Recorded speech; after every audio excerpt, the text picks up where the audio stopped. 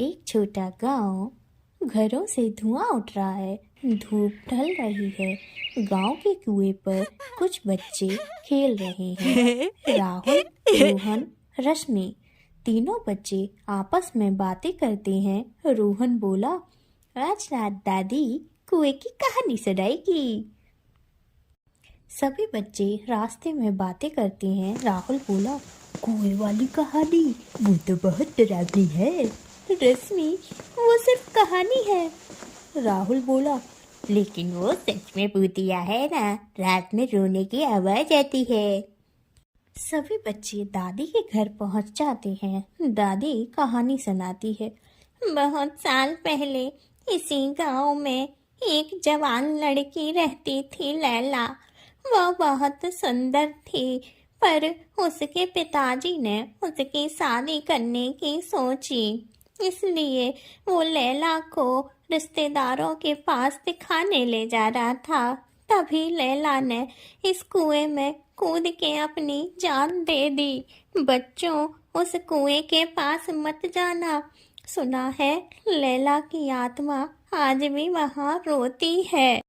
ये सब सुनकर रश्मि बोली, ओहो, ये तो बहुत बुरा हुआ। दादी कहती है, बच्चों, तुम लोग अब अपने घर जाओ, रात बहुत हो गई है। सारे बच्चे अपने घर की ओर चल देते हैं, लेकिन रोहन, वो अपने घर नहीं जाता, बल्कि उसे जानना था कि वाकई कुएं के पास कोई आवाज आती है। कुएं के पास पहुंचकर राजीव को अजीब सा महसूस हुआ।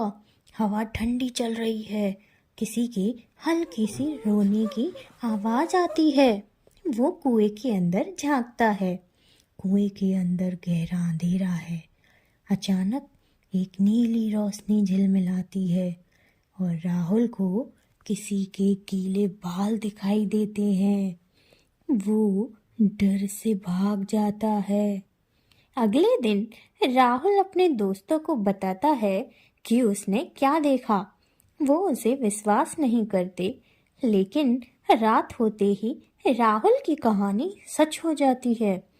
रात में गांव के लोग कुएं से रोने की आवाज सुनते। वो डरकर घरों में छिप जाते।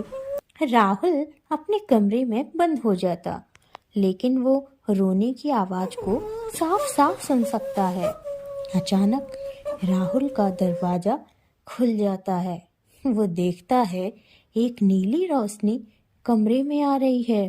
डर से वो अपनी आंखें बंद कर लेता है।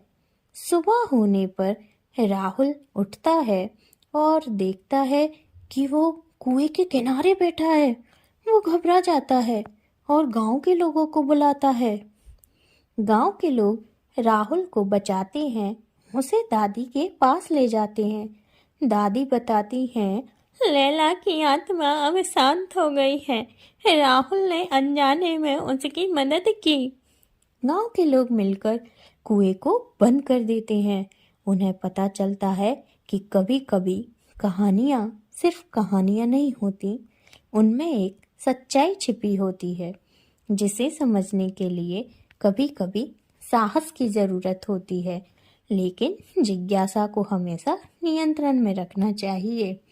आज की कहानी हमें ये सिखाती है बच्चों, हमें बड़ों की बात माननी चाहिए।